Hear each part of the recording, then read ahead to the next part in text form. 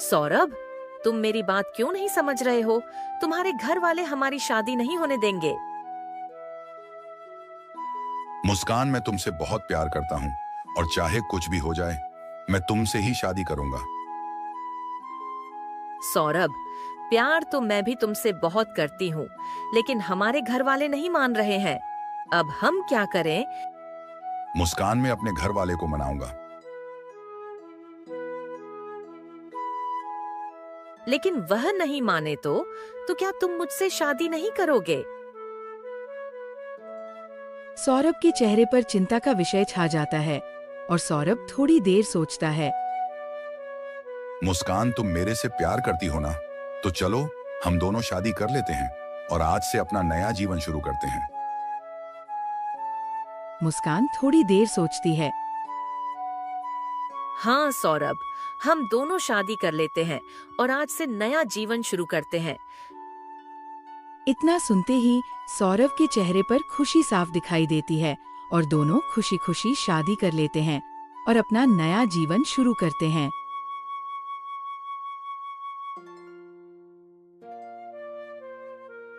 हाँ मुस्कान, हमारी बेटी कितनी प्यारी है।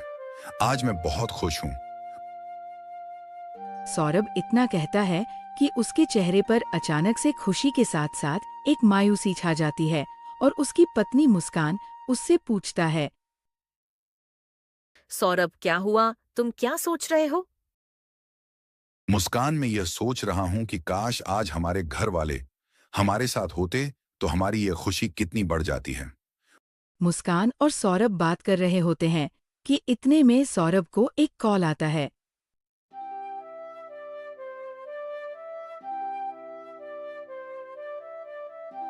मुस्कान, अब मुझे ड्यूटी पर जाना होगा। तुम हमारे इस बेटी का अच्छे से ख्याल रखना। ठीक है सौरभ, तुम जल्दी से तैयार हो जाओ। सौरभ अपने ड्यूटी के कपड़े पहन लेता है और नौकरी के लिए विदेश चला जाता है।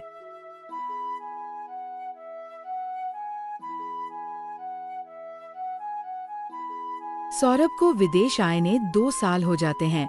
आज उसकी ड्यूटी का आखिरी दिन है और कल वह अपने बीवी बच्चों के पास जाने वाला है। सौरभ के चेहरे पर हल्की सी मुस्कान आती है। माँ, पापा कब आएंगे? बेटी के इतना कहते ही बाहर से आवाज आती है। मुस्कान, कहाँ हो? देखो बाहर कौन आया है। सौरभ की आवाज सुनते ही मुस्कान और उसकी बेटी दोनों बहुत खुश हो जाते हैं। उनके चेहरे पर अलग ही चमक आ जाती है। सौरभ, तुम आ गए। बाहर क्यों खड़े हो? चलो ना अंदर। सौरभ विदेश से वापस आ जाता है तो उनकी बेटी बहुत खुश हो जाती है, लेकिन मुस्कान को इतनी खुशी नहीं होती। एक दिन मुस्कान का फोन टेबल पर पड़ा था तो अचानक से उसे पर एक मैसेज आता है। सौरभ उसे मैसेज को देख लेता है। सौरभ के चेहरे पर उदासी छा जाती है और वह मुस्कान से पूछता है। मैं मुस्कान से इतना प्यार करता हूँ और मुस्कान मुझे इस धोखा देगी, ऐसा मुझे कभी नहीं लगा था। मुस्कान, ये सब क्या चल रहा है? ये लड़का कौन है? मुस्कान घबराई हुई धीमी सी आवाज में बोलती है। सौरभ, प्लीज मुझे माफ कर दो। ये मेरा स्कूल के समय का दोस्त है और कभी कभी बातें कर लेता है।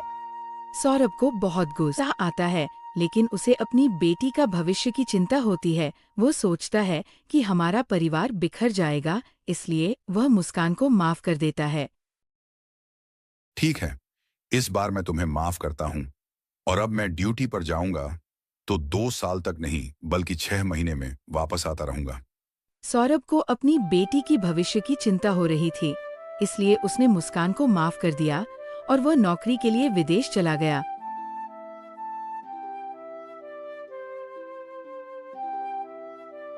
कल मेरी बेटी का बर्थडे है और मैं आज ही चला जाता हूँ और मुस्कान और हमारी बच्ची को सरप्राइज कर देता हूँ। वह दोनों बहुत खुश हो जाएंगे। कल सौरभ और मुस्कान की बेटी का बर्थडे था तो सौरभ अपनी बेटी और मुस्कान को सरप्राइज देने के लिए उन्हें बिना बताए ही विदेश से जल्दी लौट आता है। मुस्कान और उसकी बेटी दोनों के चेहरे पर अचानक से चमक आ जाती है और दोनों बहुत खुश हो जाते हैं। सौरभ और उसकी पत्नी दोनों मिलकर अच्छे से उनकी बेटी का बर्थडे मनाते हैं।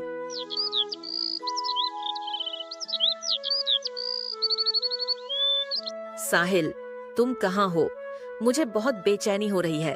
मुझे तुमसे अभी मिलना है। मुस्कान, मुझे पता है तुम्हें बेचैनी हो रही है, लेकिन हम अभी कैसे मिल सकते हैं? तुम्हारा पति सौरभ अब यही है। अब हम यह सब नहीं कर सकते। साहिल, पर मुझे बहुत बेचैनी हो रही है। तुम बताओ हम क्या कर सकते हैं? तुम तुम्हारे पति के खाने में नशे की दवाई मिला दो और उसे खिला दो। साहिल के कहे अनुसार मुस्कान खाने में नशे की दवा मिला देती है और अपने पति सौरभ को खाना खिला देती है। खाना खाते ही सौरभ बेहोश हो जाता है। साहिल, जल्दी से घर आ जाओ, सौरभ बेहोश हो गया है।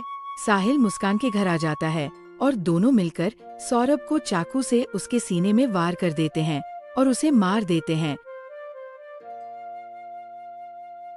साहिल और मुस्कान दोनों के चेहरे पर कातिल नुमा खुशी साफ दिखाई देती है, लेकिन अचानक से दोनों के चेहरे पर घबराहट छा जाती है।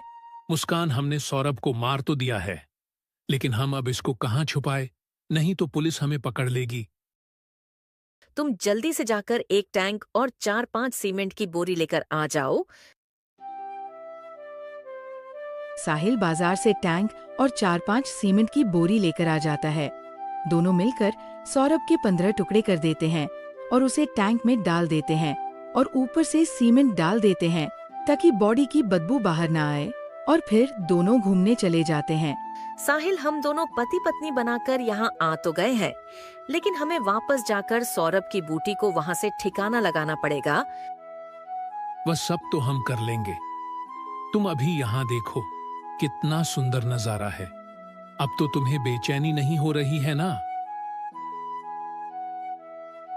साहिल और मुस्कान दोनों वापस आ जाते हैं और थोड़े दिनों बाद सच पकड़ा जाता है और मुस्कान खुद अपना जुर्म कबूल कर लेती है और सब कुछ सच सच बता देती है।